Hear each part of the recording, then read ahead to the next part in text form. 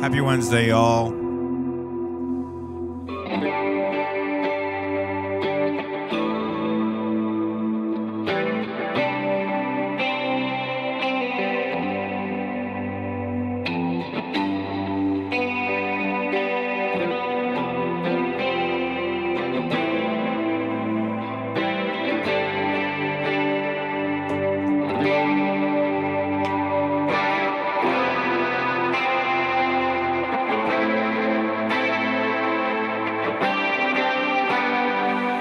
I'm playing my Yamaha SA something or whatever from the 60s.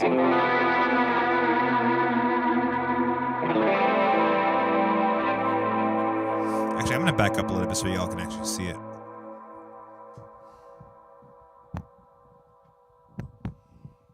I want to make this experience of it all a little bit more. Oh my gosh. A little better. Just a little bit better. Yes, now y'all should probably see the guitar.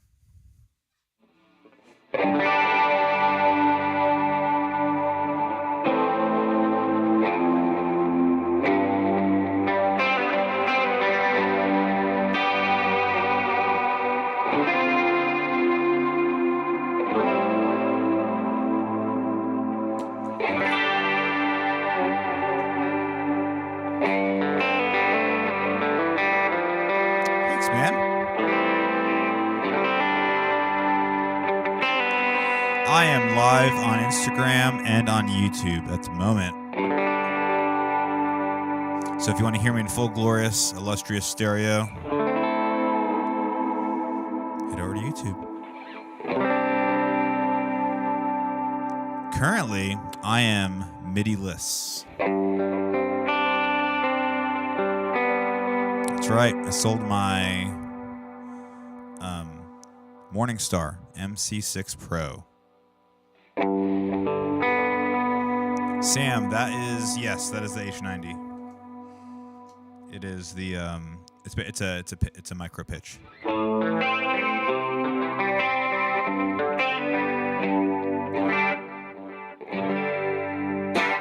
There's also a little bit of a delay in there too. This is my normal chorus.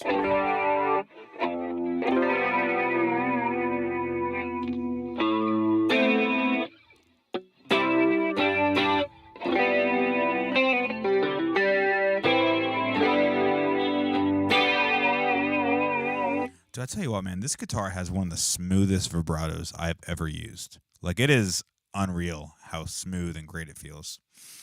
Amps I'm using tonight, Match Clubman, an AC30.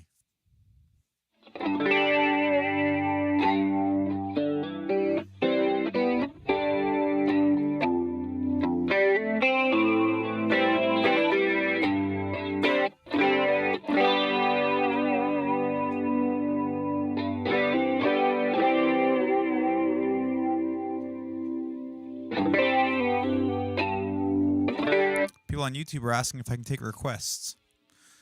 Nah, not really. We're just hanging out.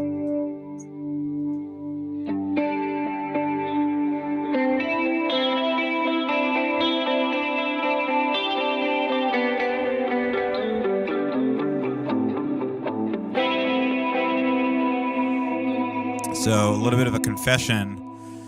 Tonight, while I was at the gym, I messed up my middle finger. I messed up this middle finger. I was racking a weight, and it just barely snipped just the tip of my middle finger. So as a result, I'm enjoying a Negroni.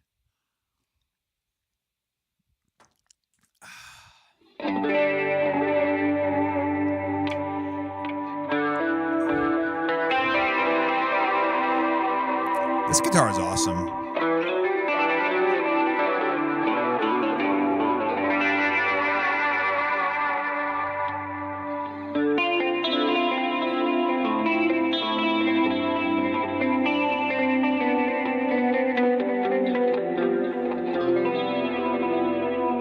By the way, thanks to all of y'all who thanks to y'all who purchased some of my things this week. I sold a few pedals to make do. What am I trying to say? I purchased a few different pedals so that I could buy some other things. So, sold the Morningstar MC6 Pro. Sold a what else did I sell? Actually, a few weeks ago I sold my Volante, so I'm Volante-less. Volante free. And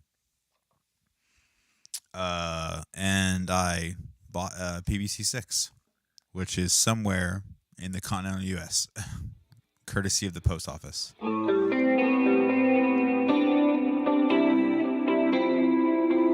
Bro, Alex, yeah. So the blackout version of the Meris LVX and the Mercury X are out. Ask me how bad I want one. I would love one.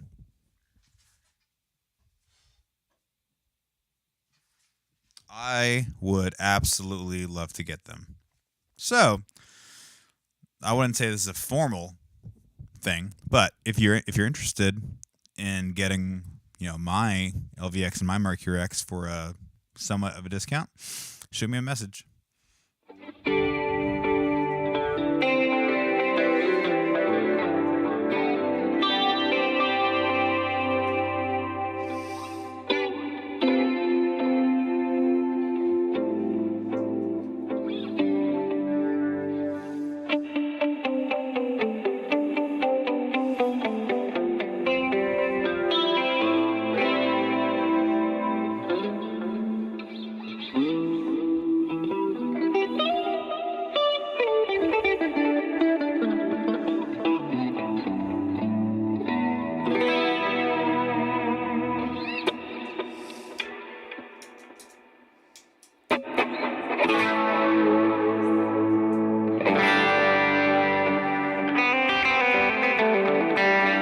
You want to check out me playing my synths? Yeah, I need to. So, really, what I need to figure out is if I'm going to be streaming more consistently, then I need to figure out a good solution in terms of camera placement.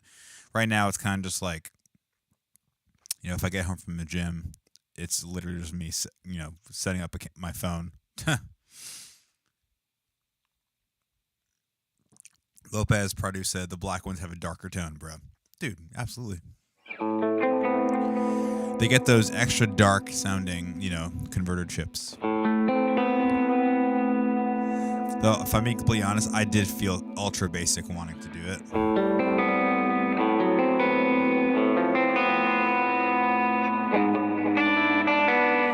I messed up my fingers, so it's kind of hard to play certain chords. Frustrating. Very frustrating, but is what it is.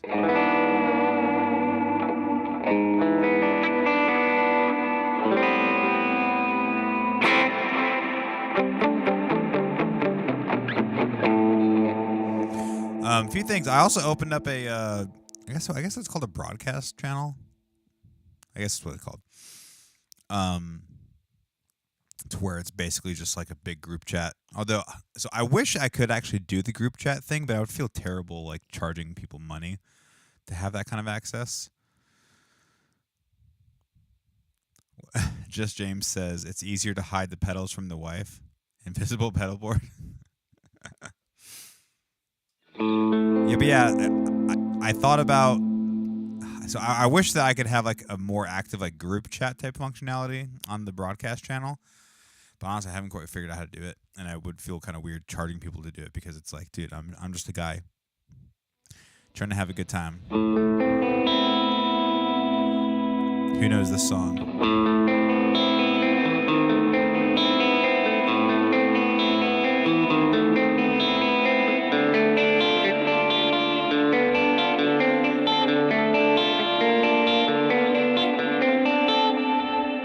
Who knows that song? Call of the Cthulhu. Yeah, you got it. Just James, you got it.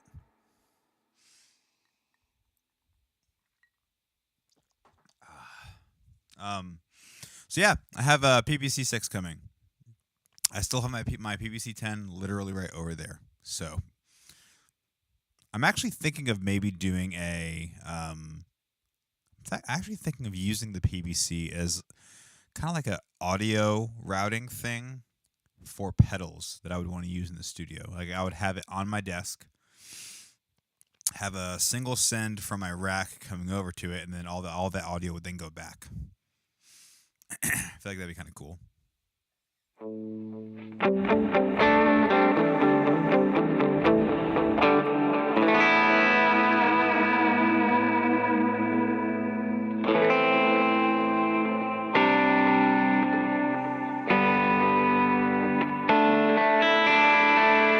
Hey, what's up, Casey? Yeah.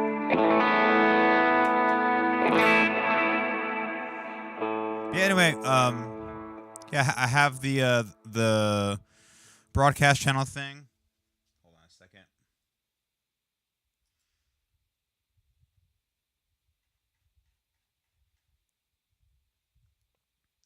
Sorry about that. I have the broadcast channel thing. So yeah, if you want to just come over and hang out, have a good time, make fun of people.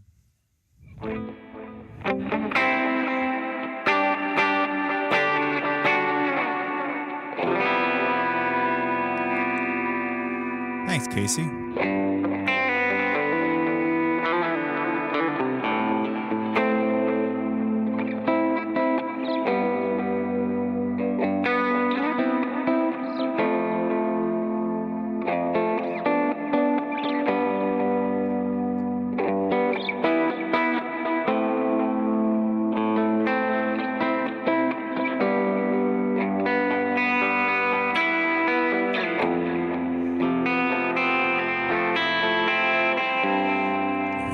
Food and shelter when you have tone. I have both.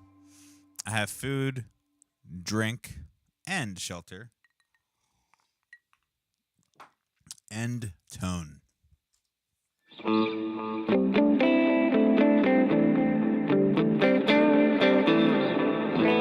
it's kind of funny since I have the what's it called? Since I don't have a MIDI controller right now, I'm having to physically go down and change things, which feels, it's weird that it feels cool and feels good, and that sounds so dumb of me. Honestly, okay, let's talk about the Morningstar MC6 Pro versus the PB6, or just RJM. So Morningstar versus RJM, right? I have friends who love the Morningstar stuff. And to be fair, I did enjoy it for certain things. Like I liked that its MIDI capabilities were very, very thorough. Greg's dangerous. Oh, Greg, you want to hop on? Hold on.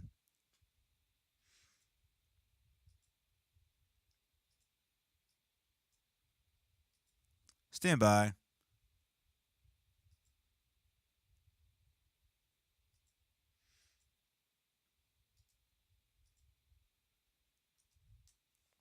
Oh yeah, disaster. Disaster. Y'all. Okay. Yeah. So we had a good fun rig roast today. I enjoyed it. Yeah, so man. Yeah, disaster. I was in a mood today, if you couldn't tell. I was ready to go. Ready to go and just kind of start. Oh, yeah. I think I'm probably going to do that from now on. Have like Monday be the actual Q&A and then Wednesday be like a roast time. Yeah, hold on a second. Welcome, Gregory Dangerson. What's up, man? Oh, not much. Just hanging out here, drinking a Negroni. Oh, heck yeah, man. Yeah. Let's go. It's that kind of day. It's been a day. It's been a day of days for me. I'm tired. So tired from. I'm tired too. I probably won't stay on very long. I am so dang ready for summer to be over and for the heat to be done. I know you don't quite have it as bad as I do. Bro, That's I paid my debt. I lived in Phoenix for 20 years. that's right. So And then you also lived in the Florida Panhandle yeah, for and a while too, so you get it. I lived about 6 miles north of Hades in the Panhandle. Uh, yeah, So yeah. yeah. So the rig roasting today was kind of fun. I still have quite a bit, and I need to go through today. Okay, first of all, I want people to know. I want people to know. Average is okay. So a score of 5 is not like erring on the side of worse. Hey man, bees Does get that make degrees. sense? Bees get degrees, man. B's get degrees. Bees get degrees. I mean, honestly, I mean, do C's get degrees? Yeah, D's get degrees. That's what we used to say in college. Really? Yeah. Um, yeah. Okay. So the guy who I guess I roasted his rig the hardest when I was like disaster is disaster. Um, That's hilarious. he said yeah. Hard to roast my rig because half the pedals were made by a small builder. I don't know about that. I mean, maybe that wasn't his rig. Maybe he's just commenting on it. Blah blah blah. Small builders. Blah blah blah. Don't care. This is 2024. Yeah. I either you fall in line with the major groups, right? Or No. you Get you out. know Get or out. you forfeit your salvation. I mean, let's be real. Let's be honest. Are you doing some pedalboard stuff right now? I'm finished. I am finally finishing up this build. I gotta move one power cable. I sold my DTS preamp today. Yeah. I didn't think it was gonna sell. I just put a stupid crazy number on Feverb and it sold in 10. Did you want to tell people who you sold it to? I sold it to oh, now I'm blanking on his name, man. Anyways, he's a we'll just say a famous country guitar player. He plays for a guy who's got millions and millions and millions of listeners on Spotify. They play stadiums. His lead guitarist bought the preamp off me. We'll just leave it at that. Nice. Yeah. And And he also cool. and he's also a cool guy too. So apart from all the accolades, he is. Yes, he's a great dude. So I did send him a private. I sent him a PM on the Feverb and on Instagram and said, "Hey man, you got the pedal for me. It's like I'm gonna box it up. It's perfect working order. Tell me if you got any issues. You know." Also, so he bought it from Reverb. Yeah, he bought it on Reverb. Oh, interesting. Well, what's so okay here. This is weird. I've had that happen where I actually knew the person who I was looking to sell to or buy from. Okay. I messaged them directly, like, "Hey man, do you want to save some fees, like for real?" We don't know each other personally, and I mean, I've got no followers on Instagram, so who am I to talk? That's true. And so it's like he's got like what 30,000 or something like that. He's like you, and he's Insta famous. So I'm just like I'm a nobody to him. So I just messaged him. It's like he didn't respond, but I mean we met in Nashville at there was some gathering. I was down there. I can't remember. It was a couple of years ago. Anyways, yeah, he's a cool guy. Loves the Lord. Yeah, like, cool guy. So so I pulled that off. So I had to make a decision about what I was going to do as far as drives because that was my boost. Yeah. Nice. So for those of you who are who don't know, I roasted Greg's board pretty harshly. Oh, I loved it. I was cracking up. Okay, so it's honestly like I was literally just roasting rigs in between work, and I wasn't paying attention to comments or anything like that. So if you had a comment on like whatever I said or whatever, you can obviously DM me or whatever. However, Greg, what exactly did I say about yours? You said you gave me like an 8 out of 10, and you said for like creativity or like it's nice to be different. Or you gave me like an 8.5. You're like, well, 8.5 because of the creativity, and it's cool that you're doing some different things. And I like mad respect for the drive section, but you're like, but in reality, it's a 6 because get real, like your cable management on top. And I laughed because I was like, what is he talking about cable management? It's because I sent you a half finished picture. Yeah. Oh, for sure. Which I mean, I knew that in like I actually knew that, but I was like, all right, well, you sent this one in, so this is what you're gonna get. Well, it's also true. It's funny how people get like they send them to get the roast, like roast my board, and then I think I said like make like hurt me daddy is what I even said like under like Yes, yes, the you Reddit did. thing. But it's just like people take that stuff so seriously. Oh, It's actually, like on the topic of Reddit, you guys want to hear something kind of really funny? And I don't think he would be bothered by me saying this. So Jake Faber texted me earlier today. He sent me a screenshot of a Reddit post where someone was like just like grilling him. grilling him and all this kind That's of stuff. awesome. And I That's was like, so good. yeah, it actually really is, right? Like it's like, like if the masses, I say If the they hate masses, if they hate us because they ain't us. they hate us because they ain't us, Yeah, right? that's exactly right, man. If he's getting flack on Reddit, Yeah, and there's a stream of people commenting behind them about him, he has got whether you agree. It's just like the funniest thing. Like, I mean, Farber's you're a polarizing guy. Farber can be a he can be a polarizing guy too. And it's yeah, the reality is, hi sweetie. The reality is, it's just like we all get to have our opinions, and that's the fun thing. yeah, And it's just like because I like truthfully, like yeah, Jake's tone when he's playing for what he does, he sounds good. It is 100% anti Greg approach to guitar. Like for sure. it is not my cup of tea, and he knows that too. But I'm just Yeah, like yeah, and I don't like his like. I mean, I haven't personally tried any of his tone captures, but it's just like I'm not really a big matchless guy, so mm, like I know, I know. I'm a Bethel boy through and through. I like the big spanky cleans. So yeah. it's just like, but it's like, you know what? But he's out there and it's like, we've got such a small community of people to make enemies. Like, I don't know. Like, yeah, sure. We should I create think a pro Sonic capture called the Bro Sonic. the bros, Yeah, that's so awesome. Oh my gosh. yeah. I would pay 12.50 for that. And No doubt. it's actually not a Pro Sonic. It's like a dual rectifier clean channel, which like It's a Fender Supersonic 20 that goes just goes sounds hard. it's Yeah, just a JCM Roland solid state clean.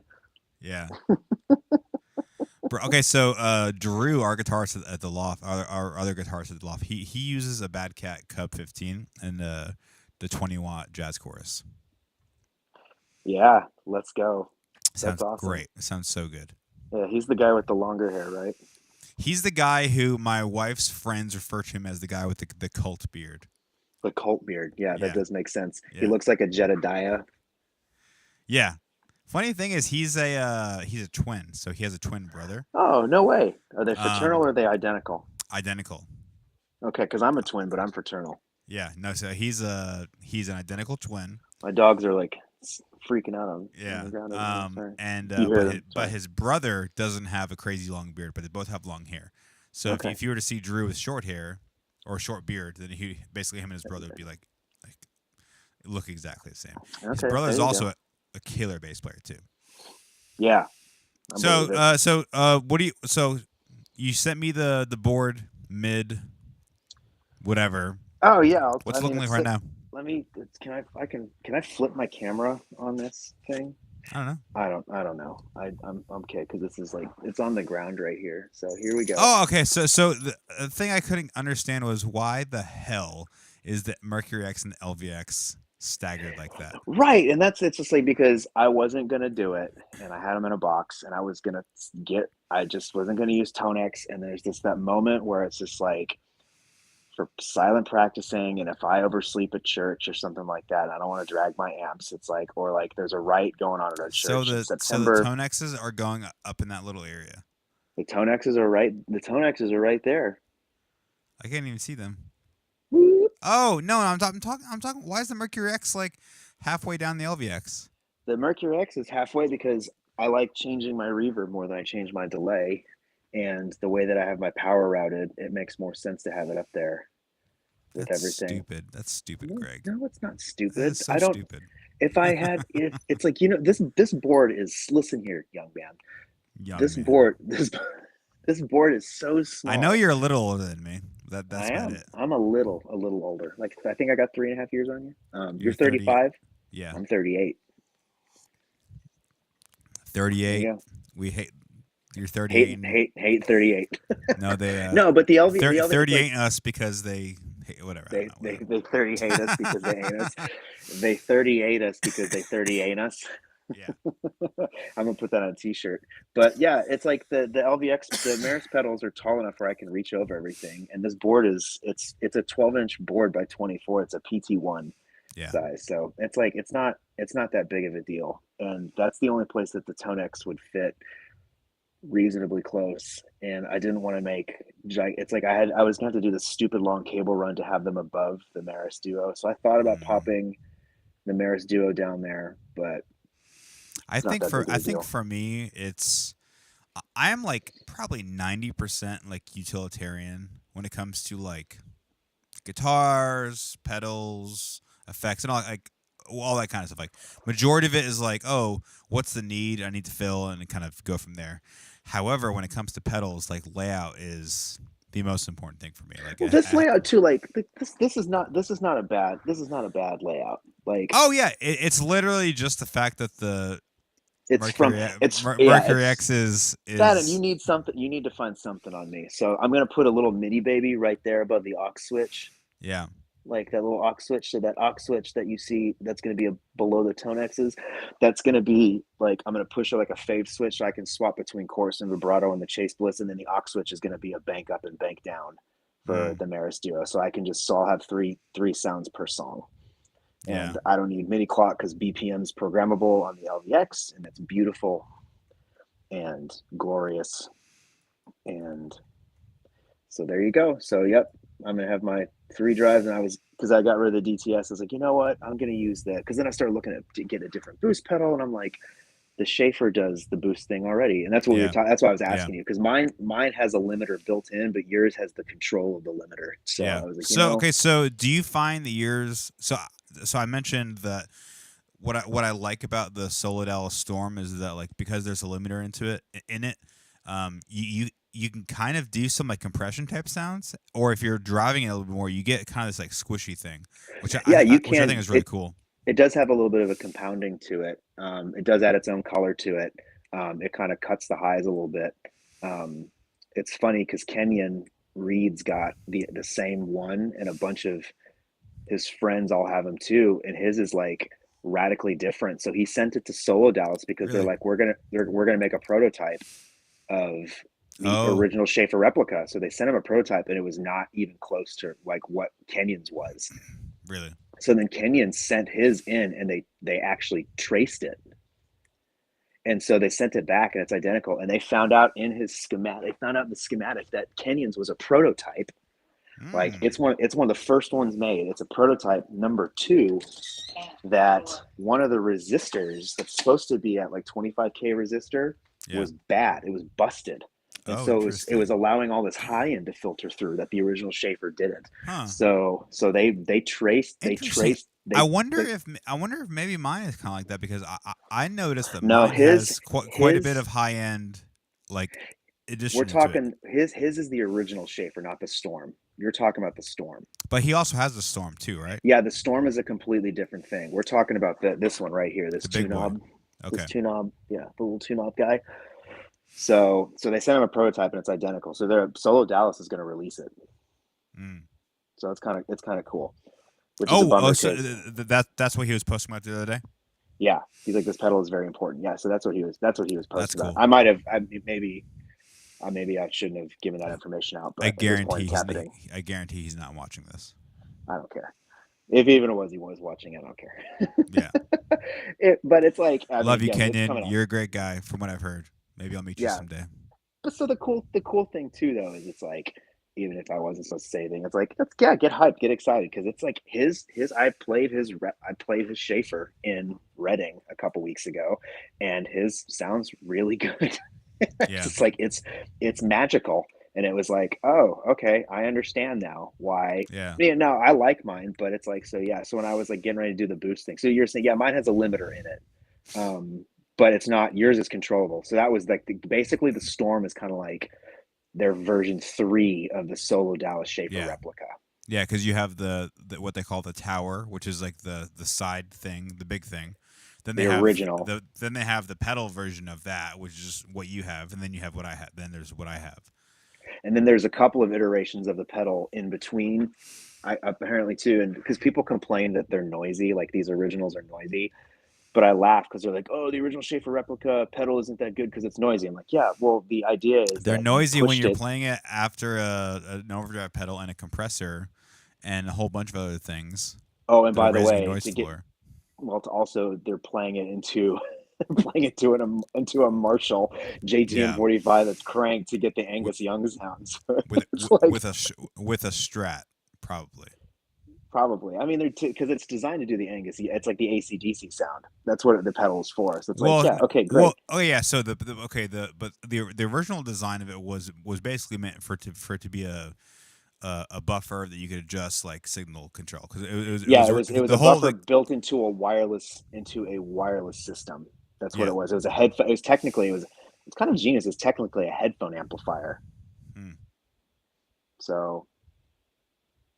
So I mean, so yeah, it's like yeah. Once you get all that, it's like yeah, okay, you've got a Marshall on stage with lights cooking, and you're going to complain about the noise. Okay, Yeah, yeah, yeah. Noise is but interesting. The only kind of noise that bothers me is grounding noise if the guitar isn't grounded properly.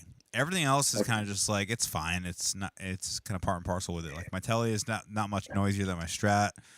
It's like um actually right now the noisiest guitar is the Telly that I've been like doing a interesting. bunch of work. Well, just because I when I installed the new posts, I installed the ground to it, but That's what I was wondering. but it's not like seated well. So really, I just need to pull the bridge post out and kind of and just redo I it. mean, our church is a small building. It's an old building, and we've got a giant LED wall that we stand like 3 feet in front of. Yeah. And so if I bring anything with single coils, it's Yeah. Well, there's a so guy. the thing with the LED walls is there is a sweet spot that you kind of got to figure out, and Yeah, you got to sometimes stand like this. yeah, well, like sometimes you can kind of position your board so that when you're standing at it at a certain angle, like sometimes like this straight on might be noisy, but this won't because it's canceling There, out the yeah. phase of the Oh yeah, interference of the there's LEDs. probably a position we've tried. I mean, it was really there was one guy, poor guy. He brought a beautiful American Jazzmaster like reissue, Mm. gorgeous through his helix, and it was like he had to use the middle position the entire time because it was that Oh my guitar was gosh. so. Well, I mean, it was a Jazzmaster, but it was so freaking noisy. Yeah. Just no. But we got to argue about Maris. We haven't argued about Maris yet. That's why you brought me on here. To argue about it? Not Maris, not Maris. The Morningstar versus RJM. Oh yeah, sure. So okay, And then I'm gonna so go. And then I'm gonna go to bed because I got to get up early. that's But fine. I I want to have yell. Yeah, I'm gonna call I, you a I traitor. I have a 5 a.m. morning tomorrow anyway too, so I'm an I'm hour really ahead of you. Yeah. So yeah we got it. So we got us 38ers. We got to get to yeah bed. us people in the workforce Okay. So who what? don't So work at what a was church. what? Okay. So obviously, obviously, you got rid of the Morningstar to go back to the RJM for a Yeah. couple of glaring reasons. What were those reasons? The main reason. Okay, Study Effects just joined. What's up, bro? So the Oh, main oh, he did. Case yeah study just yeah joined. Okay, I got to say real quick. I'm sorry. Case study. Your pedal. I bought your pedal. I was on the wait list, and then when it was in transit, it's like I didn't have room for it on my board, and I was like, you know what? I already like my drives. I wanted to support you, so I didn't want to like not buy the pedal, and so I bought the pedal, and I I was gonna sell it to somebody at cost, to not scalp them, but somebody who was also on the wait list. So I knew somebody who's like number 380 on the wait list. So I was gonna sell it scalp to them them. for a small fee of Yeah, right. No, $655. I was just gonna sell it for what I had. I was like, look, I'm gonna charge you I'm gonna charge you for shipping, and so it's like I gave him. It's like I was gonna charge him Yeah like 215 for it. And he was cool. I was like, look, it's gonna be $5 more expensive because I need to charge for shipping. But I was like, I don't want to scalp this pedal. I don't believe in scalping at that level. I was like, it's a friend of a friend, so I was like, I'm not gonna do yeah that to you. So I pulled the pedal out. I had it in the box. I had a label created, and dang case study needs to know this. I had a label created. I was ready to send it, and I was like, you know what? I just for my own dexterity, I need to test this pedal to make sure it's working, so I don't send somebody a broken product. yeah Like this guy like emailed case study and was like okay, like he's gonna it's unopened. I hadn't even opened it. It was unopened. He's gonna transfer the warranty over. Like, is that cool? Yeah. And so he was like, so I plugged it in and I made the fatal mistake of playing it. The fatal mistake The of fatal playing it. mistake of Case playing Study it. Effects needs to capture this and So I utilize it need him as to a know. I need him to look right here. Look right right there. here. That that little turd right there. I plugged it in and I played literally for 30 seconds just to make sure it was working. And then Yeah. I blinked and I've been playing for like 25 minutes. And Yeah. I immediately instant messaged the guy and said, I'm a scumbag and I'm gonna take full responsibility for this. And you can't get mad because it's my pedal and I have it, you don't. And Oh my so gosh. so I kept it. It's so good. You know It's what? that good. You know what the Aspen reminds me of? Not necessarily as like a pedal or design of a pedal, but in terms of like how a company starts out and kind of like does their thing, and Hmm. like basically the success story of a company. It Hmm. reminds me of when Walrus was first starting out. They had a few different drive pedals or whatever, and then they released the Julia. Because I mean, let's be real. Like the Julia is like the best pedal Walrus makes by far. Oh yeah, absolutely, Like the most iconic pedal that they make. absolutely, Maybe the hands down. Voyager to a slightly lesser degree, but like the Voyager was one of their first drive pedals they made or whatever. And then the Julia came out, and it's like, oh, okay, this Yeah, is great. that thing's incredible. Yeah, so I kind of feel like the Aspen is Case Studies Julia, and obviously hope for even more success as the company grows and whatever, because it's just a knock it out of the park as Oh far as yeah, I'm concerned. and then it's like so then because Kenyon was then texting me, it's like low key texting me like trying to get me to send it to him. Yeah, I was like, man, I already promised it to somebody. Who's like, well, maybe you can just send it to me real quick and I can try it out. And Case yeah. Study was actually kind enough and sent him one, and I think he made a video on it. Kenyon did. And yeah, I Oh think he yeah, made a video on it. honestly, his video has gotten the hype up even more. Is I'm gotten so I'm even more curious. crazy. I'm curious now, like Yeah, honestly, what the wait list is at the with funny after thing Kenyon's is, video. I mean, I've had it on my board since I got it. It's been awesome. I love it. Hmm. And Oh yeah, I remember when you got it. We beat it on Insta Live. It was awesome. that's right. Yeah. And but the way Kenyon is using it is a lot different than how even I'm using it too. So it's just like it's cool that you have a tool. And guys, this is not an ad. I promise. We're just a bunch of guys who just so happen to like a pedal who who Case who study who, is who have case also study paid is for it. our checks are coming in the mail, right? All 10 Oh my cents. gosh. Yeah. Waitlist is at 450. Holy smokes, man. Dude, that's awesome. That's Well, so dude, awesome. you freaking deserve it, man. Like Good, you good. obviously I hope you sell 1,000 of them this year. hope you sell 10,000. 10,000 times 10,000 in the name of Jesus. Keep it super spiritual. Yeah. Okay. So Okay, yeah, so but it's back to the or I Morning mean, Star. okay, back to Morning Star in our jam. So, Yeah. um there was a few things actually I'll talk about what I liked about the Morning Star first. And then obviously what I ended up, the critical things that kind of led me to selling it. What I liked about the Morningstar is the flexibility in terms of MIDI programming. Some people Sure. they can't handle the technicality of it, and they think MIDI is this big like crazy language. Whereas I have a maybe like 60% of your level knowledge of MIDI, which I think is still more than most people. Yeah, I think you have an above average. Yeah, I mean, I would say you're on par with me. I'm not that smart with MIDI, yeah, but but you have more experience in non like modern MIDI stuff. Anyway, the point sure. being is I like the flexibility of it. There was a lot of things you could do with it. Like you told me about how you can utilize LFO within the MC6 Pro Hmm. to consistently affect a parameter, and Hmm. so I was able to create some really cool sounds, things that you could like sync up. You could sync up your MIDI clock to, or so you could sync up the LFO to your MIDI clock so that whatever the LFO is doing is in time consistently. Those are Hmm. like these are kind of difficult things to do in other pedals, right? Hmm. And so that was cool. Like that. I liked um, how you could either decide to do a bank based setup or a preset based setup, Hmm. or what I was doing, which was a mixture of banks and presets. Both. Yeah, that's what I Uh, usually do. so obviously banks as you know your your general pages that you go, page one. Actually, that's not even true because within presets you have pages. So bank one, bank two, bank three, bank four, and then you could have up to, I think it was 5 pages of 6 presets, right? So a Hmm. ton of flexibility, ton of cool things. I was able to come up with a few different cool systems for how I was doing it. Like I had like um, a page just dedicated to halftime presets Yeah, because yeah. the LVX can't do or doesn't do Point five. the decimal tempo type things, but I can do halftime type things or halftime on any given preset, whatever.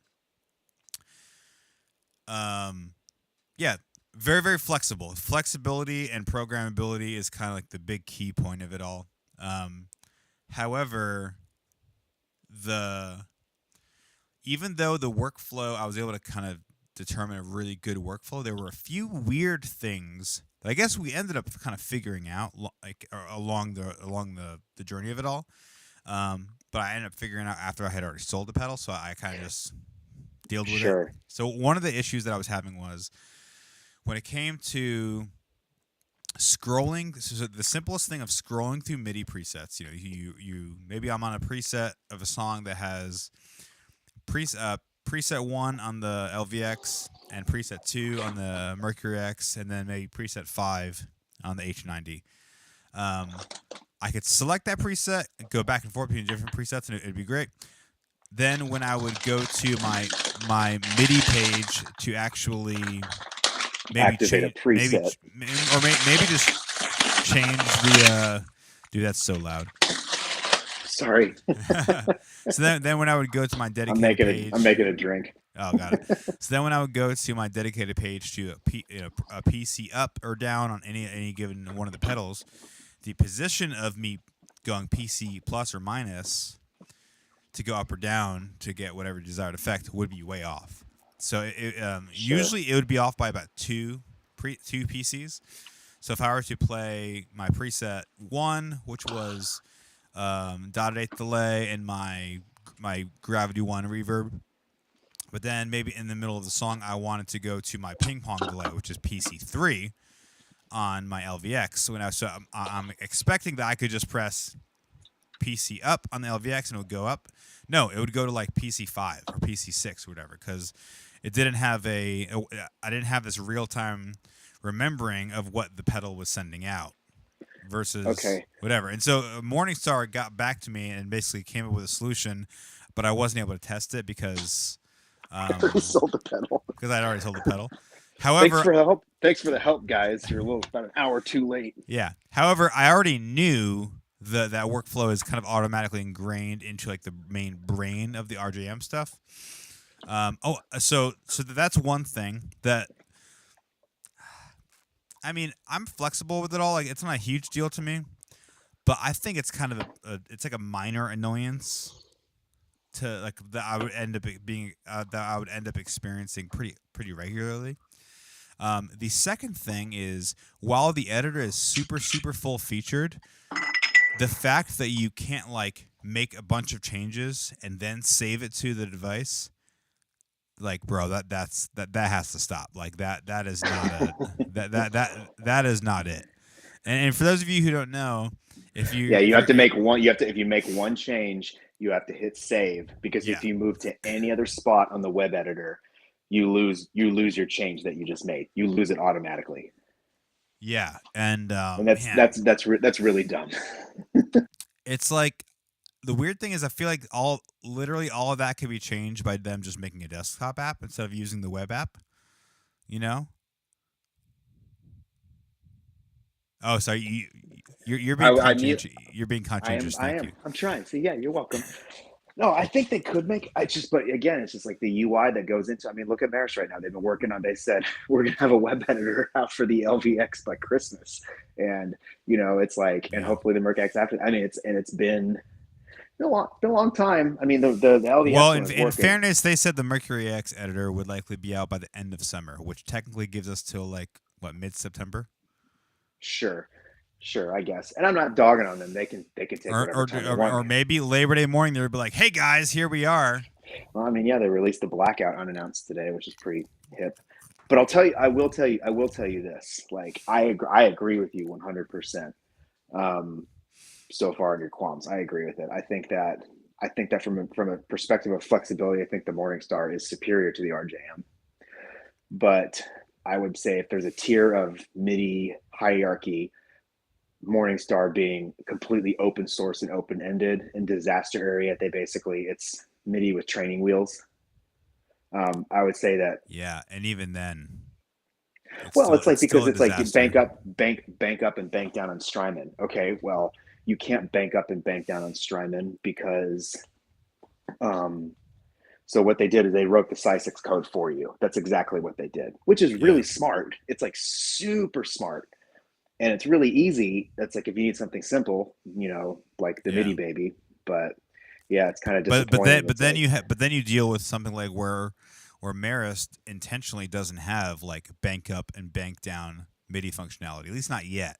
I do think that it is a little weird. Like there's not a MIDI command for it, and it's not something like you can like do like, oh, hey, I want you to send the MIDI command of these two buttons at the same time to bank up and bank down. Because most people, because of Strymon, utilize that bank up and bank down functionality. I'm pretty sure I don't like know. that's basically that's how you're planning on using the LVX without any kind of MIDI I command, right? Yeah, what I'm gonna do is I'm gonna send counter cues like so it's gonna be I'm gonna send program chain first click is gonna be first press on the MIDI baby on this side is gonna be program change 70, then the next one will be 73 because that's the next bank technically. Then it'll Yeah. be 76 and 79, 82, and it's going to count up. And so it'll activate the first preset in each bank. And it'll just do Yeah. it on, it's going to be really simple. It's going to do on both of them. So I'm going to have it uptick by 3 is what I'm going to Okay. have it uptick. And then I'm going to have the other side uptick down. And the convenient part is because I'm not doing any other program changes or anything like that, I don't have to worry about like the MIDI forgetfulness as you were talking about, Yeah. where it's like you Now, jump to now, let me ask you this: if you do the uptick by 3 type of thing, but maybe you're on that middle preset. So if your starting preset is 70, then maybe you physically go to 71 or 72. When you uptick again, is that going to take you oh to? no, it's not going to take me to because I'm going to program it where the first it's like it's gonna uptick the disaster area web editor. You program it. It's gonna count up from where your starting MIDI program change is. Does that make sense? So it's like if you start Oh on yes, yes, 70, yes. Got it. Okay. it's gonna always gonna count. So it's not your problem was is that you were sending commands like so on when I had the Morningstar and the Marist Duo, I always had like start at 70, end at 99, and bank up one, bank down. And so it didn't matter if I pushed this button or this button because what it was going to do is it was just going to keep remembering where it was as far as MIDI commands. So I could jump to like preset this next preset over here, Yeah, and then yeah, I could hit a button. because you weren't working under the premise of so if, I've called it either song specific presets or general purpose presets. So like the whole general purpose preset idea is basically on any given song, I probably know that I'm gonna have like a dotted eighth delay, an eighth note delay, and maybe a ping pong. Like those are kind of the frameworks I work within, and then I'll just send MIDI clocks. So for the most part, that's usually PC 1, 2, or 3. So I could, as a result of that, I can make presets that are bundles of those combinations. So it's like, dotted eighth, digital delay PC2, and maybe my gravity 1. So that'd be PC2 on the LVX, PC1 on the Mercury X. And then maybe my next one would be like dotted eighth grav 2, which is my gravity plus verb. So then it'd be PC2 on the LVX and PC2 on the Mercury X. So I guess it's like maybe I had been shooting myself in the foot because RJM would allow me to do that because on any given preset change, it's going to send those commands. So Mhm. globally, it knows where the pedal is at because it's telling the pedal where it wants to go. And so it's like you can do that on the Morningstar, what you just described. Yeah, It takes 40% more work. And yeah, so that's why I said I understand that moment when you're like, all right, bump this. yeah, Like, I can RJM has it in a nice little package with a pretty little bow. And that's again, I'm not trying to dog on Morningstar RJM. It's like because I love both companies, but it's like there's that moment where it's just if you're going to use MIDI and you need it to be a certain way, RJM truthfully just has a better package. yeah. Truthfully, And their editor, while it's less full featured, the it's interface of it superior, the superior, interface of it all is a 100%. lot more superior. It's a lot more it's a lot more digestible to your average person. I spent so much time in there. I was an early adopter of Morningstar, and so I spent so much time with those units that they Yeah. just make sense. They just make sense to me. But even right now, it's just like I hate MIDI and I hate programming and I don't want MIDI and I don't want MIDI on my board. And I always, every few years, I romanticize about having this giant pedal board that I have the switcher on and all this baloney, Yeah. and then I get it all done and I get it like wired up as a rat's nest, and then I play with it for a couple months, and I'm like, I hate everything about this. I hate everything about this. Yeah. And so I just was like, David sent me that Temple tree, the Duo 24, and I was like, you know what? That's kind of the reason why the placement of the Maris pedals looks a little off because I was like, I'm going to make this work. I'm going to Yeah. make this work with what I want to have on it, hell or high water. And then last minute, I was like, I think I want to put the two Tone X1s on there. And so Mm, I bumped it up. I guess technically I could, if I wanted to resolder cables, I could move them down and kind of put the Tone X1 sideways up there. mm. But I don't, I want Would they not fit on the bottom of the board, or are you not wanting to do that so you could change things real time? Yeah, I think that. Well, the problem with the Tone X1s are cool because it's like the size and it's the same sounds. They lock you in that you can't really control a ton of the parameters. You control like the high, mids, and the lows if you need a quick change. And so I thought about putting them underneath, but I just think that when I've tried to put pedals underneath boards before I did it. I got blown up a couple I've deleted my Instagram since then and then restarted it, but it was like 10 years ago. I built my own pedal board and I put a switcher on it and I threw a pog on underneath my board and nobody had done that yet. And so everybody was like losing their minds that I put a micro pog underneath the board, but Yeah. it was like you either had to like I feel like I remember cinch this. you had to cinch. I'll send you a picture of it later. I had to like cinch tape it down because it was like any carpet movement or anything, you'd move the settings. And so it's like Mm, I'm like, oh man, I'm gonna take these Tone X1s, I'm gonna put them underneath here. It's the same thing when I don't like risers. Like risers are cool and it's in theory it's an awesome idea, but it's like it's just a pain. mm. Just get a bigger board if you're going to use all the effects you bring. So the Tone X's are in a spot where they're not going to bump into the Maris pedals, and I can bend over really easily, and I can turn them on and turn them off, and I can bypass them, Yeah. and I can run live amps, and I've got XLR and I've got quarter-inch out on my board. So Yeah. that's it. One of the and obviously one of the other things that kind of led me back to the RJM world in terms of the PBC style stuff, or a Mm-hmm. loop switcher is kind of the better way to view it all. Is I missed having the ability to route signal out of my board on a loop. Ah, okay, That was something I that's did. awesome. That was something I did with the PBC 10. Yeah, with an Um, audition. Yeah, yeah, basically a programmable audition loop, or I could use that as a send and return for an effects loop, or that's use it awesome. as an That effects, yes. or use the send and return for studio stuff. So it's like I it was fun to try something do those a lot more guitar centric, Mm-hmm. but I lost some of the flexibility that I really loved and used quite a bit. Like for instance, one of the things that I did during the Alters live album last summer was I brought my big pedal board and I ran my synthesizers through the send and return so that I could have like Wait, things as be in the altar, like Zach Haggerty, the altar? no the Bristol House record. Oh, okay. When you said Yeah. I thought you meant the altered church. I was like, oh, Oh no Zach? Cool. no. Okay, Yeah. yeah, last year's record. Yeah, you were running your synths. I remember you talking about this briefly. And it just gave me a lot of flexibility because I was able to either send it actually, or I mean, I don't even need to send it. I can just use the return because I had a stereo return going back into the board, so I could just send my my Prophet or my Ableton sounds going into it, and then have that going back out either to front of Yeah, house or have that's that going out to back into Ableton or whatever. So like there was a ton of flexibility in terms of routing, which most people probably would say, "Oh, that's silly. I'm never going to use well, that." it's not. Meanwhile, I'm No. like, "Hey, I use that like all the time."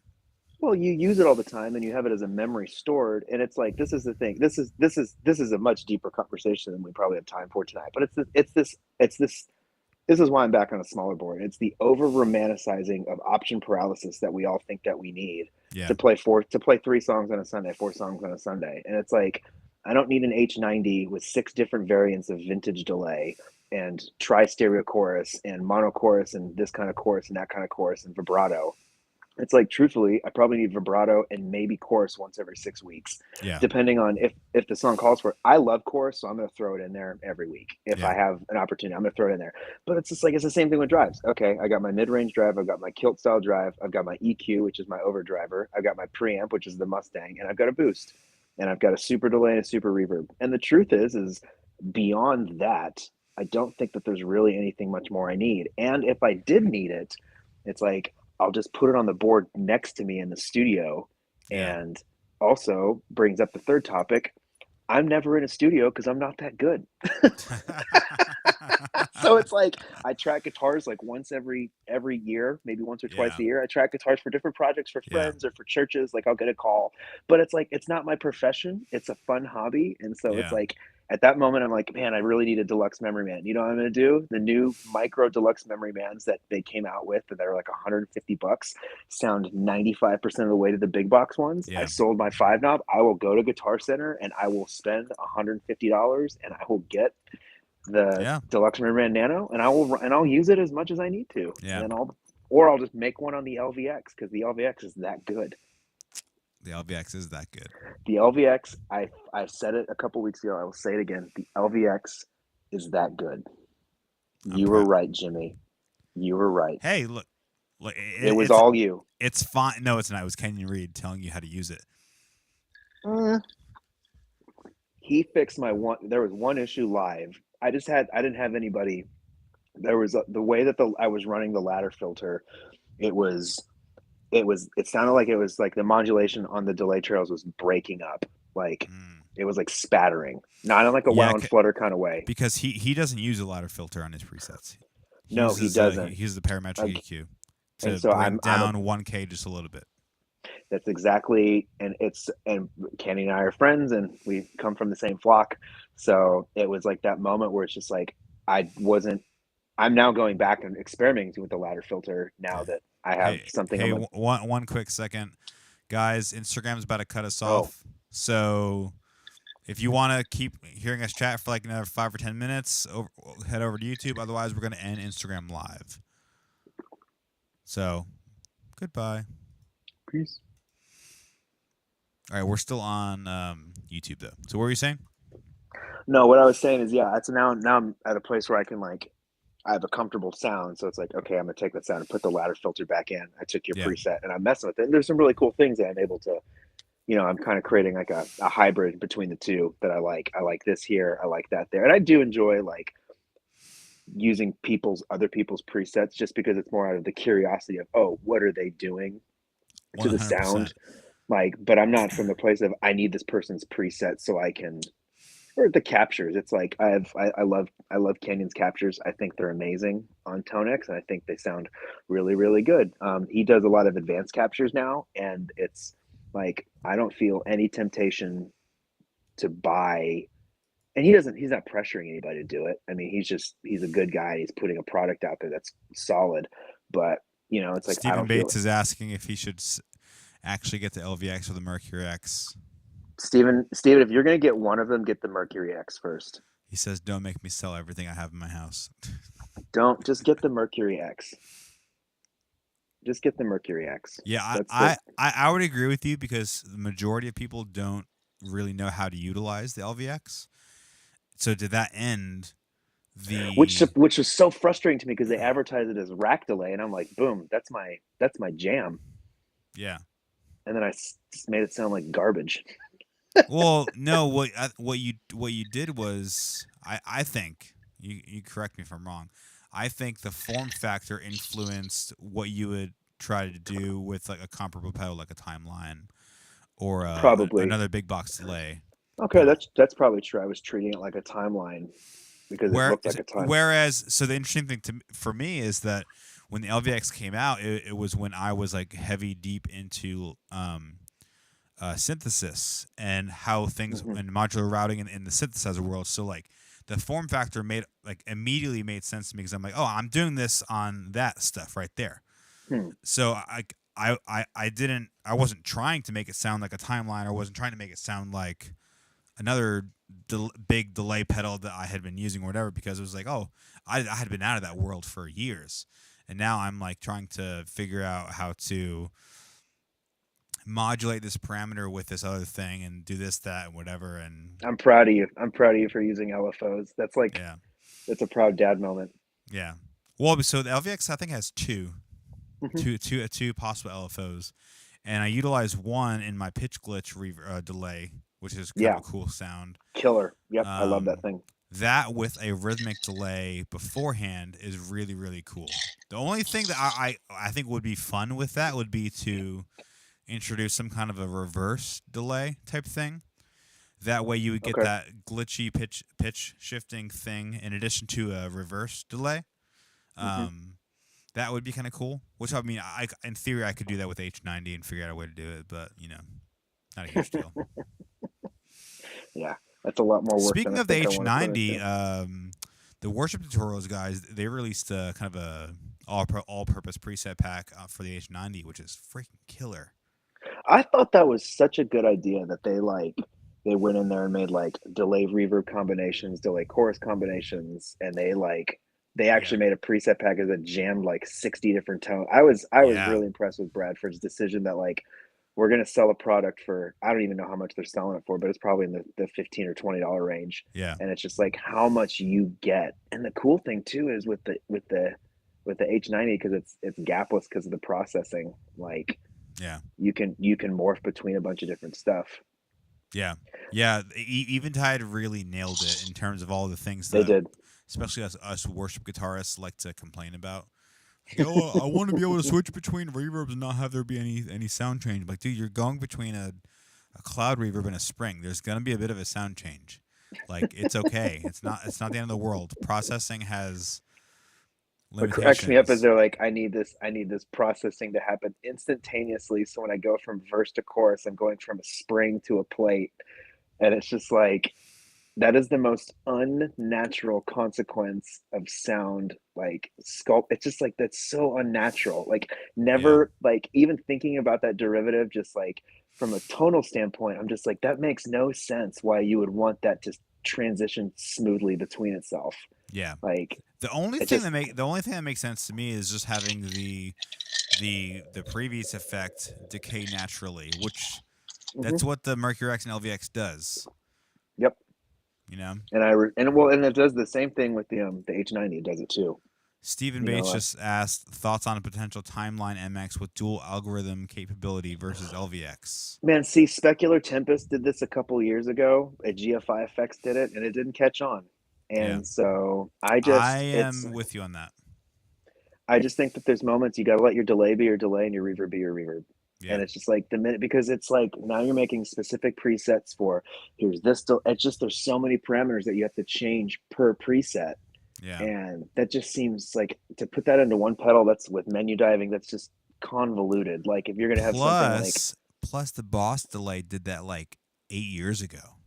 oh yeah, You know? they did, yeah, and it's like, and even Line Six snuck it in with their DL Mark II. Like Yeah, you can have there's reverb on every. There's like six different reverb parameters that you can put, including their glitz, like their big cloud style reverb. You can throw onto every delay if you yeah, wanted to. yeah. So Plus, if having dual algorithms is so hypercritical to your workflow, save up the extra money and get an H90 because the H90 just straight up does that. You can, and it's not limited to any specific delay. I really think the whole I really think the dual algorithm type of thing, it's a really cool concept, but most people just don't know how to use it. And it's like either you're using it in series or parallel or you're panning. That's where maybe the Big Sky MX is kind of cool, where you can pan them separately so that there's some like sound design tool things that you can do. But the That's kind of problem cool. is that Strymon didn't give you the ability to modulate the LFO like you can in the H90. So it's like, Yeah. why can't you run two plate Or reverbs in Mercury parallel? or Mercury X. Right. Why can't you run two plate reverbs in parallel on the H90 and you're modulating them to get this big wide stereo spread? Yeah. Or even better, then you run an insert feedback loop in between the two algorithms with like, I don't know, for example, a vibrato pedal, so then you can modulate your reverb like a lexicon unit. Yeah. Like those are all cool things. And Strymon, I think Strymon was like really close with the MX, and then I think they just fell short. But I think they also played it safe. They played it to what they know. Yeah. And so I for the life of me, I was like, I don't understand the price point for what you're doing and what you're trying to put in there when you can spend the exact same amount of money and buy an H90. It's $699, is that right? Something like that. I mean, if I didn't have the Maris Duo, I might be tempted to try out the Big Sky MX only because I'm really interested in convolution IR. Yeah. So it's like the idea that I can have like a 224XL or Yeah. like a 440 lexicon Honestly, unit. I think that is really so. The only reason I would get the Big Sky MX or the Poly reverb, that little reverb pedal, like the little one, Yeah, yeah, yeah. is for the ability to input your own convolutions. That's really the only thing that kind of draws me to it because I mean it's me obviously it's no brainer. I think the Mercury X sounds better as Hmm. an effect reverb. That sounds dumb to Well, say. I'll argue this into the The ground. It's just like spatial part of it is compare wider. You compare the have two, and there's no brainer. Compare the two. Go listen to YouTube demos. It's like the Mercury X sounds bigger. It's wider. It's just it's the high end on it is better. It's got more David definition. Yossi says, "I love my MX, 100% worth it." Well, David makes it sound incredible. David just is a G of a guitar player, anyways. So Yeah, like you can't. I mean, yeah, it's ninety percent. It's It ninety is percent the it singer. is kind So of tough because like, if you have a killer guitar player with killer tone and great effects, it's like it's you're talking about like 5% or 2% of the overall product. You know, it's like yeah, and that's not me. yeah. Again, guilty. Stephen Bates just asked if we've ever used the Polymoon by Maris. That's actually one of the pedals by them I've never used. I know Kenyon used it a bunch. Yeah, I had it. I had the Polymoon for a hot minute. Did you like it? Yeah, I liked it. The thing that I did not like about it was that it was not in stereo. It was mono until you put it in ping pong. So it didn't have any spatial Mm. effect in the stereo. So it's a mono delay until you decided to start adding in like the ping pong. So it's like, David, I knew that you had the Mercury X and you went back to the Big Sky MX. That's fine. I remember that. it's fine. It's fine. We'll forgive your betrayal. It's fine. It's fine. So yeah, it's like the Polymoon is great, and it's like the high fidelity thing. It's the really cool digital delay thing, except that if Wait, you're going to use it as a mono delay, are you sure you're not talking about the Hydra? no, Polymoon is mono. Even if you're running in stereo, the single delay line, like mode number one on the Polymoon is mono, Okay. 100%. I tested it too. Because I was like, I remember like 8 years ago when the Polymoon came out, I was like, somebody made a digital delay and it's got MIDI on it and it's this big. And I was like, I was full bore, like, I'm going to sell my timeline and I'm going to make the Polymoon my only delay. And then I put it on the board and I plugged it in. It was in mono Yeah. until you start adding in like the second number two, number three, and it can start adding the rhythmic stuff in. Mm. That's when it goes to stereo. Gotcha. Yeah, I So never used it, but but I did use the Hedra, and the Hedra is kind of similar to that. Hedra's a little more interesting. The Hedra is a 500 millisecond digital delay. That is its maximum delay time, no matter what. When you split it into stereo, you don't get two 500 millisecond delays. you You get like get two 300 or something like that. two 250 millisecond Oh, delays. they just split it right down the middle. Yep, right down the middle. Um, and it was interesting because so actually when I got mine, I was trying to have it do the micro pitch type sound, also Hmm. do pitch shift and octave type sounds and all that kind of stuff. But it took me a while to kind of figure out the best workflow. Um, Ultimately, I ended up preferring it as a studio tool because Hmm. you can select the pitches that you want it to reproduce, and you can use it as like an aux sound on vocals, and it actually makes for a really cool sound. Yeah, I think that as far as all the pedals before they started doing the big block variants, I think that the Hedra was probably their best. Like that's the best. That's the best of the small box pedals they ever made. You think Like, better than the Mercury 7? yeah, Hmm. I think from a versatility standpoint. I mean, the problem with the not the problem. The Mercury 7 sounds great, but the way that the modulation on it was going, it was like you either had none or it was like pushing borderline like seasick for me. Like there was Hmm. no in there was like no in between. Like I felt like it was such a finite point on it.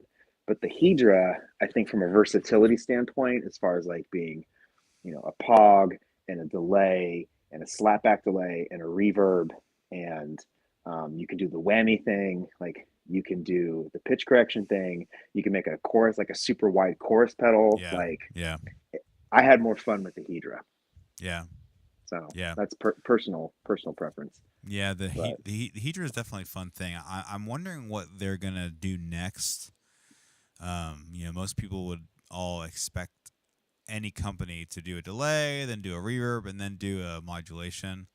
they're not doing that because that's I not what don't they do. I don't think they would do that.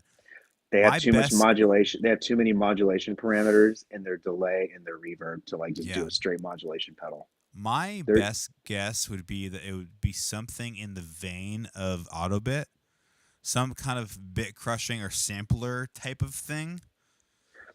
I'll Or, bet you that that's with filters. I'll bet you they're gonna add some Enzo filters in there too. That's yeah, what I'm thinking. Like they're yeah, gonna do like phaser, filter, like bit crusher, data corruptor, sequencer sampler is what they're yeah, gonna do. yeah. Which I mean, it would be super dope if they did. Imagine an endorphins made by Maris. Like just imagine that with Yeah, their like analog with because they do the analog preamp too. They've got those 550 preamps that they do the mic preamp yeah, and they sound killer. yeah, Like yeah. for the clean thing, they sound killer for the vocal clean thing. So Yeah. Yeah, I mean I still have the ghost right over here on the side of my desk. Um I still got I want to figure out if I want to reincorporate it back into the rig. are you I ha- going to a bigger board or are you trying to keep everything on the I mean I so the weird thing is so I'm taking the Klon off because I'm just really not using it. I haven't been using it. I can't believe that. That just blows my mind, man. Dude, I've had it for 10 years I and know. it's awesome and I have loved it. I have loved it. It's just not getting a ton of use. Granted, I had it. When I think I of had Jimmy, I think of King of Tone and Klon are the two pedals that I think of. Yeah, yeah. I mean, the I don't know cool. who you are anymore. I've changed. I've changed. Um. So I mean, technically, I can have space for it. One of the thoughts I was thinking of is maybe moving the H90 down and then having the LVX and the Mercury X like staggered on top of each other. Then Okay. that would give me room You mean on the offset top end. just slightly offset from one another? No, not just slightly offset, very offset, very offset. You mean slightly offset from one another? Um, 3/4 and 7/16 offset is the precise amount. No, so basically just having them like all in a row from top to bottom. It'd be like at the top would be Mercury X, LVX in the middle, and H90 on the bottom. Yeah, That sure, that sure. that I'm just, you know, I'm just giving you a hard time. yeah, yeah. So I'm still bitter about my 8 out of 10 score. well, the funny thing is the only three. I give tens to Anthony because he gives me tens all the time, and so I'm just gonna give him tens because like It's like why not? I wanted to text Anthony and be like, all right, with a screenshot of his and mine, be like, all right, F you, bro. We just have this agreement. It's just like yeah, you're a 10. You're a 10. He's a bro. Yeah. So I don't know. I mean, the other Well, alternative. I guess I'm not a bro then. No, you're a bro. The other alternative, yeah, because you could have been a 5 or could have been a Well, 6. well, but here's the thing too, Jimmy, you know that you can give me a hard time, and I'm gonna take it, and it's funny. See, that's the thing. Yeah, Like, it and is funny. it's all in good laughs. Like, Yeah. you're not gonna give a hard time to the people that can't take it. So Well, I will. I mean, I have been. I've been doing it basically all day. Yeah, I've not been paying attention to the YouTube chat. See, David Yossi said had the Enzo for a long time. Love the Mercury 7.2. Use Enzo as a pog. That's kind of cool. And he was asking me okay, about selling this. Okay, so guys, I had it listed. Here's the thing: I listed some pedals just to see what I could sell to get the PBC because I didn't want to drop $600 just like off willy nilly. And I did have quite a bit of stuff that I wasn't using, so I listed kind of just big list of things and just kind of saw what sold. So I mean, I still have the KTR. Right now, it's just being taken off the board. That's pretty much it. Hmm. But yeah, back to the Ghost. that thing is such a cool. I wish if there was one thing I wish I had room for on my board, it's that. Yeah. I want to allow. I always allow myself one. I don't have any weird pedals on this board, but I always allow one Don't weird. you have, Like, I thought you had a mood. I took it off. Mm. I took it off. I just the mood is close to being cool, just like the microcosm is close to being cool. But if I'm gonna do the bleep bloop thing, I would rather just sell all that stuff, buy a lunchbox like Eurorack, Yeah. and then go buy a couple of Eurorack like Yeah. modules. The cool Go the spend seven or go ahead and spend instead of spending $400 on a microcosm, I would rather spend $700 or $800 and save my pennies and then run an effects loop, kind of like you said, an yeah. audition, and then be able to toggle on and off, like because it's just like yeah, like those like marbles or the maths module or even the Yeah. Strymon Magneto. Like when we're talking about like Yeah. Pamela's new workout, like being able to modulate LFOs, like all those like really creative tools. I would rather like spend that kind of money and put $800 or $900 into a little Eurorack that I can use for like ambient regeneration. That Yeah. is kind of a toggle instead of something that's kind of, no offense, you know, half does it or does it 30%. I think the Mood's a great pedal, Yeah. but anyways, Yeah. I'm I'm The being like ultra hipster about it. So Oh, for sure. I mean, you have to. The interesting thing about have to. the ghost is for some reason, and maybe it was because I was vocal about not wanting to get a microcosm. Maybe people bundled the ghost and the microcosm into kind of the same world when they're not at all. Like They're the not go- the mic. The Ghost is a filter. no, it's a multi effect that you can adjust the order of the different parameters Well, and it's got different reverb, sequences. it's got filter, it's got preamp on there. Has It's like for me, it's like I know endorphins. They shine with their filters and their pre's. yeah. So that's why I'm like, okay, it's a filter and a preamp. I wouldn't consider it to be. I think that again, it's just like it's that whole idea of now like there's some people out there that make the microcosm really like they use it really well. They're really creative with it. Yeah. Like Anthony Groves, like he's got his HX Stomp microcosm patch that he Yeah. uses all the time. He sounds great. Yeah. And And that in addition to what he would do, I don't think he has a mood anymore. But when he did, yes, he was able to like I mean honestly, and this is the other reason why he always gets 10 cuz he's like one of the few players I know who has kind of a unique way of playing that oh is yeah, for actually sure. quite experimental, that is actually quite like ever so slightly different in terms of tones and textures. but he uses it. It's not like he has this one thing that only gets used for this one thing. He's And like a that's why I got he's like rid a of the mood. painter. That is why I got rid of the mood right there, because it was going to be this one thing that I was going to use when I was bored during like spontaneous moments. More Yeah, probably because I have it sitting on my board taking up real estate, and I was like, "This is dumb. yeah, This is stupid." yeah. So I'm considering maybe moving the Ghost to like a keys rig. Okay, okay. Part of the reason is that because in the keys world you can do things that are a little bit more wild in the stereo field, and Hmm. that will some of the different like input modes. You can have an input mode where it's like it takes the signal in and then it'll affect it in stereo. Then there's another input mode where it will input your information in stereo. Uh, not what's the word I'm thinking of? It's not separate. Oh my gosh, it's basically it'll affect your left and your right signal independently of each other. Yeah, So it's okay. not it's It processes it separately. Okay. but it's interesting because if you're sending it a static signal like a mono guitar, it won't do anything. But if you're sending it a a regenerative delay thing that's Oh, happening different things in the stereo field, then it's going to affect it in okay. stereo. That's cool. That's interesting. Yes, yes, and it was interesting because it took me a while to figure out how I was going to use it. Then I realized, oh, I need to be either sending it some kind of a ping pong thing or like my pitch glitch thing or Hmm. something that has movement because if movement is kind of the key to it all, then otherwise it's going to be nothing. Yeah, so Interesting. I'm not sure. I'm not sure yet. I want to because it was inspiring enough for me to buy it, and yeah, but Oh, back Andrew to Wang is also the comparison with the microcosm. It's like they're nothing alike. Like even the nothing. microcosm. I mean, obviously, I got one through a trade and I sold it right back to the same guy because I was like, this doesn't do anything for me. It's like I'm. It's not that I'm past that thing. I was just like I don't Don't want that. care. Yeah, I don't care. I Well, don't it's want just that like sound of that thing anymore. and the complaint about the microcosm is it's great, but it's like it's got all these different modes, but all the modes sound really similar, and so it's like you're spending $400 on a pedal that does two things. Now it's like if you're going to utilize those two things really well, I'm like, go. Kenyon uses his microcosm.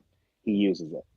Like Mm, it's on his board, he's gonna use it, and it's inspiring to him. And if that's the case, then I'm all for it. I yeah, plugged it in. I was like, okay, that's a cool sound. Not my ship. That's not what yeah, I'm going to anchor myself to. yeah, So I'm still searching. It's like, but I'm just not. But I'm also finding out that like romantically, I'm not a bleep. I want to be, but I'm not a bleep bloop guy. yeah, I think we all listen to Andy Offling, and he's got his big old try mixer, LFO modulating, undulating, regenerative pedal board. And yeah, I'm just like, I hear it, I'm like, man, that sounds beautiful. I'm like, and where would I fit that in? yeah, yeah. The thing for me is I'm with you on yeah, we'll just call it the bleep bloops. Yeah, bleep Th- bloop. that has never really spoken to me in terms of Hmm. like effects, but what has always spoken to me and what I do in my keys rigs and all my Ableton templates or whatever is I always implement an LFO to control Hmm. something. Yes. Doesn't always mean it. Majority of the time, it's controlling a filter. Or majority of the time, it's controlling mix level or feedback or something. Just something so that your parameters are not staying static. It's so an LFO is in guitar terms, it's the way for you to non-manually have Low expression frequency have oscillator. yeah, yeah. But what I'm saying is like for guitarists who don't quite get that Oh, verbiage, okay. Sorry. it's a Sorry. way for it's basically automatic expression. There you go. You It's know, Chase. If you're familiar with guitars, if you're familiar with Chase Bliss, and they have ramping capabilities where you can change the ramping speed and set where the ramping level is, that's an LFO. yeah. That's an LFO. So yes, I like that you use Ableton for LFOs too. I really respect that. Well, So it's I mean it's just so easy mhm. to do it. You know. Oh yeah, yeah. Speaking of bleep bloops, Okay.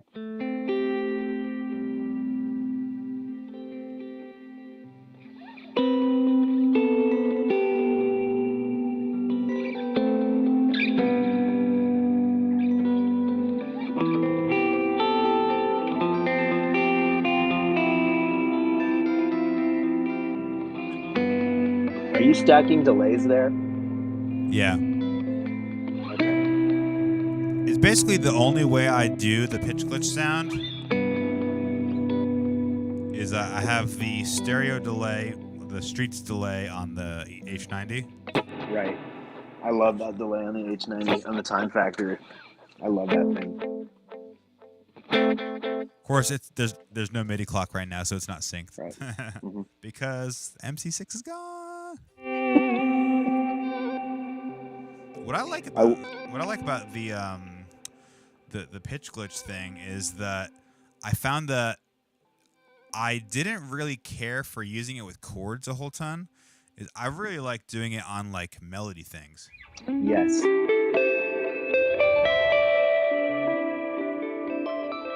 So that's where you get that kind of pitchy, glitchy things. And because I don't have two delays on my board, Kenyon's got a whammy like that he does. Yep, I have that like too. the whammy preset. So it's like that's kind of for me. It's like the built-in like it's not a cop out, but the built-in like okay, I don't have a dual delay that needs the LFO. I can make it random myself by hitting your tap function button on the LVX.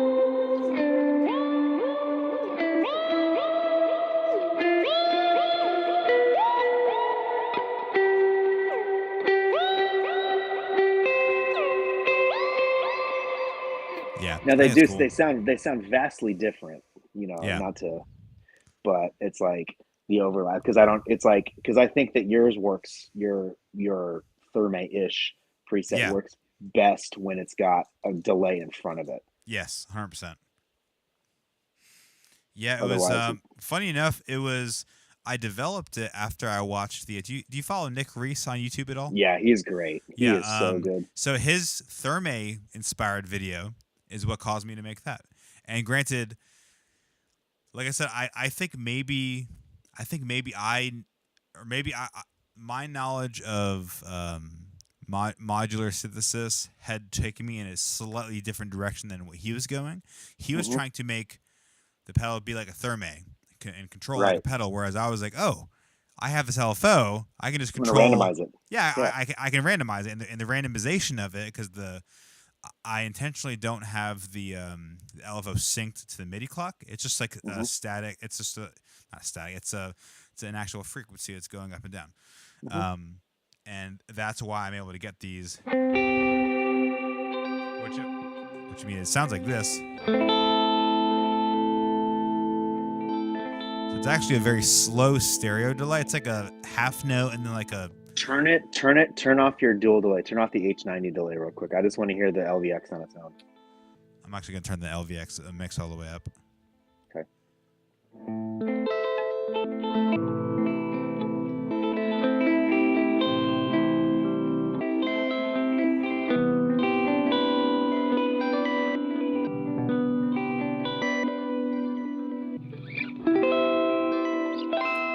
Bleep loops. I love it. See, even that right there, add some reverb. You don't need anything else. That's good right there. It's good as it is. Add some Gravity Big Plus.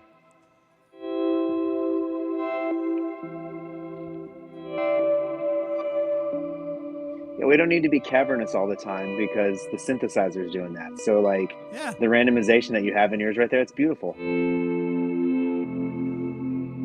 only thing I would want to change to, which I might make on an additional preset, would be to see if I can make the delay be more, have some more diffusion between the notes. Sure, you can. Yeah, and I wasn't sure if I wanted to do that on the I wasn't sure if I wanted to do it on the on like the delay structure side, or if I wanted to do it on the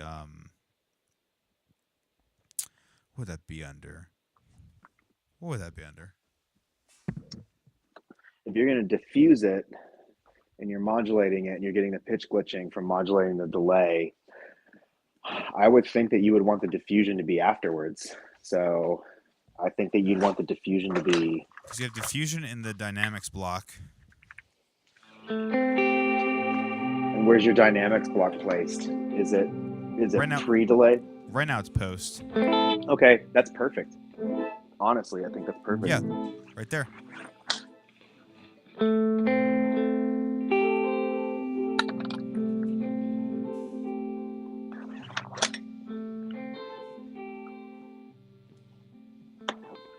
Crank it up all the pre-dry. way.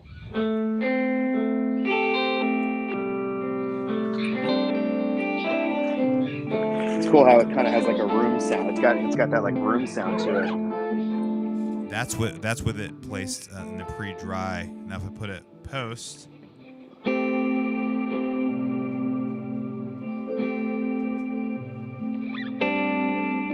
Put it back in pre-dry and then turn your reverb back on.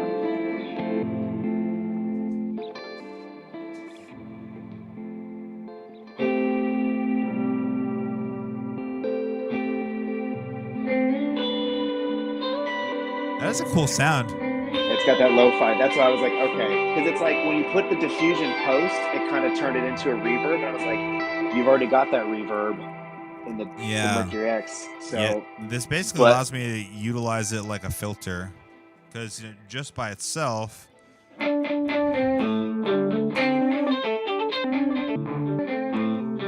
Yeah, that's cool.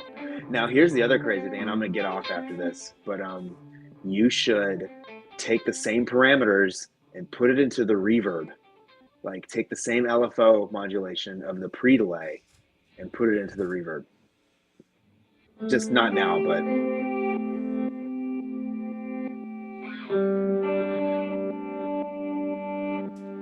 Actually, I want to try that real quick. oh, you're gonna do it right now? Okay.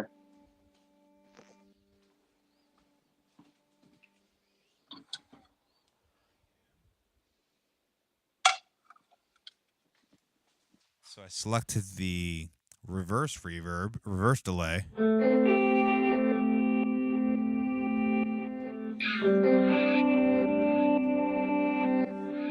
some reason, I'm not getting the pitch stuff though.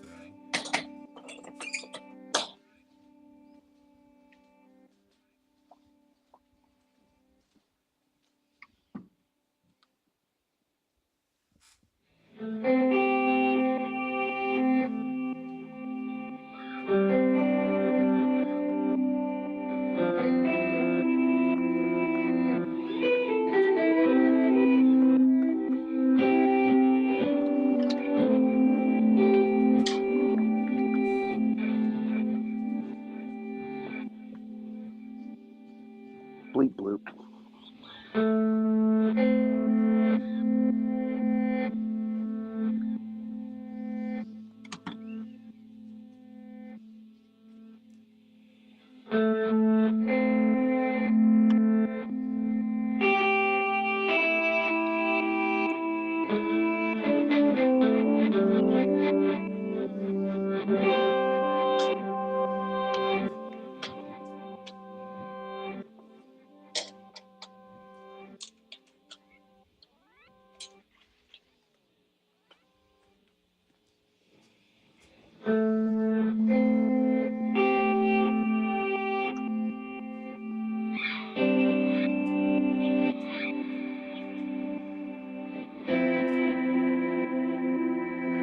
Putting a whammy in the reverb would be so cool with that. Yeah, I'm trying to. Maybe it's because the reverse delay has the long tail that leads into the transient. I'm not getting the.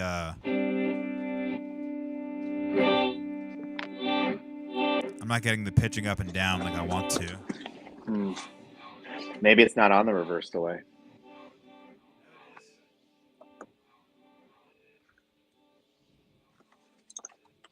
It might not be.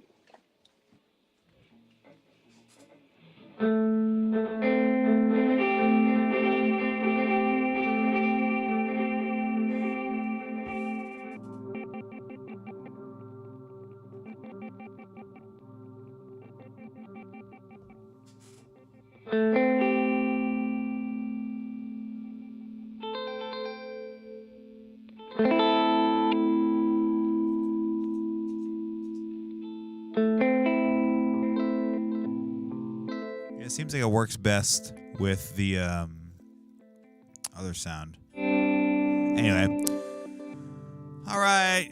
Thanks, y'all, for joining me tonight on Wednesday Night Live. I'm Jimmy. We do this every single Wednesday, starting on Instagram and heading over to YouTube. Yeah, if you guys like this, like and subscribe. Follow me over on Instagram, and I'll see